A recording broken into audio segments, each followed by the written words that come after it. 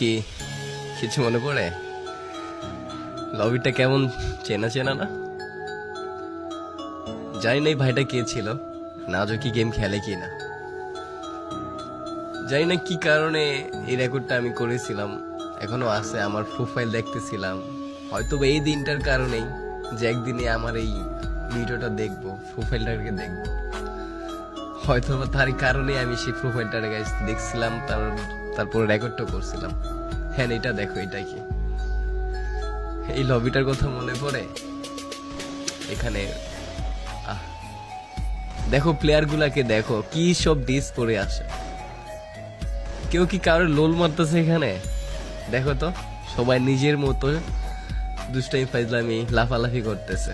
আর এখনকার লবিতে যদি দেখে একটা প্লেয়ার ভালো ড্রেস আপ পরা, ভালো লেভেল বা গেম মাস্টার প্লেয়ার বা হোক, সেটা ভিভেজ, কখন তারে লুল মারবে, কখন তারে ইনসাল্ট করবে, অপমান করবে, বা কখন বলবে যে শালা বটের বাচ্চা খেলবি 1v1।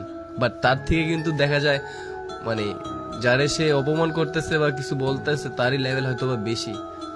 এইসব দেখার পরেও বলবে এই বড়ের বাচ্চা কাস্টম খেলবি।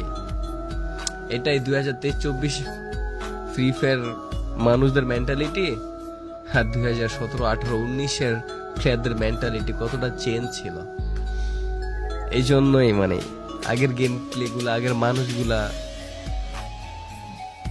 কথা ভাই দেখলি বা স্মৃতিগুলো দেখলি, মনে পড়লেই মনের ভিতরে জানি কেমন একটা শান্তি শান্তি লাগে।